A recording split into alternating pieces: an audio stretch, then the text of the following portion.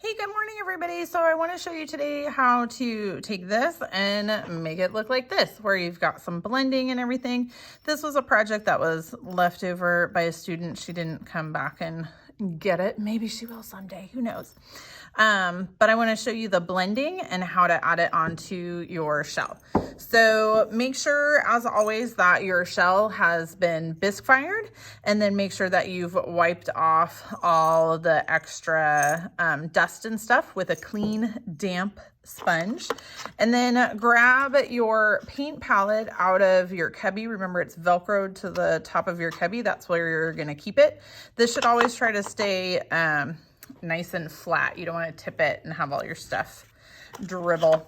So I've already chosen my colors. I already got my underglaze, and I used the spoon and I scooped it into here. And do make sure you rinse off the spoon in between each color.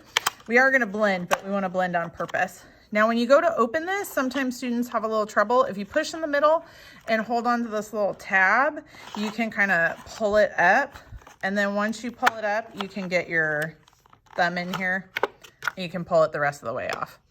That's usually how I do it. Okay, so items that I like to have when I do this, obviously my bisque square, that's all cleaned off.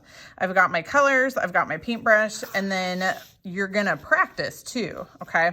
So the first part is doing the actual blending of your glazes. So we'll start with that. So I have 3 colors.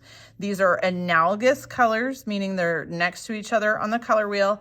I've added in yellow, I kind of left 2 spots. I added in orange, I left 2 spots, and I added in red.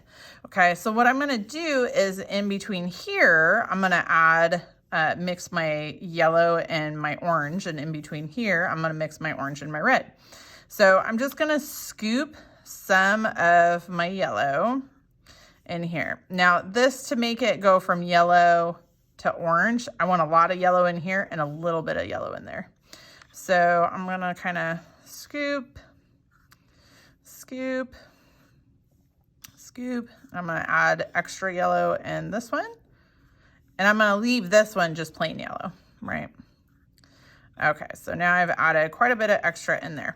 So in between colors, you do want to clean. If you don't want to get up 18 times to go wash your paintbrush in the sink, if you have a paper towel, even a damp paper towel next to you, you can fold it over and pull towards the bristles and kind of wiggle it a little bit, and you'll get enough of the glaze off, the underglaze, that you can now switch colors. Not us. That's not your belt. It's not cleanup time yet. Okay, so now I'm gonna take this orange, and in this one right here, I want a lot of orange, okay? So I'm gonna add in the orange, and then in this one over here, I just want a little bit of orange.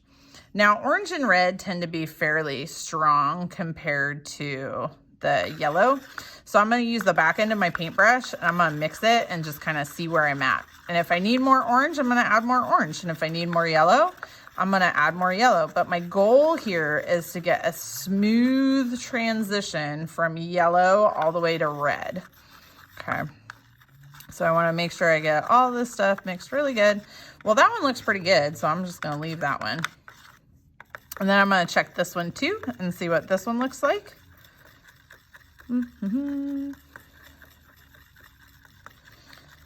So that, I'd say that looks pretty good, right?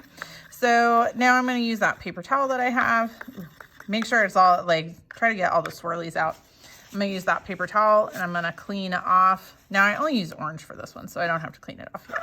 Now I'm going to do the orange and the red. Now red is super duper strong, okay? And you don't have to use these colors, but it's the same process regardless of what color you use. Now this one's closest to orange, so it needs the most orange, right? So I'm gonna put a lot of orange in here. And then I'm gonna add some orange in here. Now this one's still gonna need a lot of orange because, like I said, red is super strong. But we're gonna only add a little tiny bit of red. Okay, so I'm trying to save as much of my underglaze as I can. Now, just FYI, some of the underglazes get kind of stinky. So if you open one up after you shake it, make sure the lid's on, but after you open it up, if it's kind of stinky. Diana Hernandez, please return to the library. Diana Hernandez, please return to the library. Welcome to filming at school. So anyway, I hope they find her. Good gravy. All right, so we're just gonna take a little teeny bit of red and we're gonna put that in there. And we're gonna take a little bit more red and put it in here. So I just added a little bit of extra, but I wanna check it. So like I was saying, it can get kind of stinky. Underglaze, depending on, like, there's nothing wrong with it. You can still use it, but it just gets kind of stinky. Okay, so like this one, I didn't add enough red, so I'm gonna add a little bit more red because it still, to me, looks too close to the regular orange. So I'm just gonna be mixing. Let's see. Okay. I'm gonna move on to my next one, and then I'm gonna check it. And if I could add maybe a little bit more to that one, but I'm not sure if I want to yet or not. So this one definitely needs more red. So I'm gonna keep adding. I'm gonna add 2 scoops this time. Okay.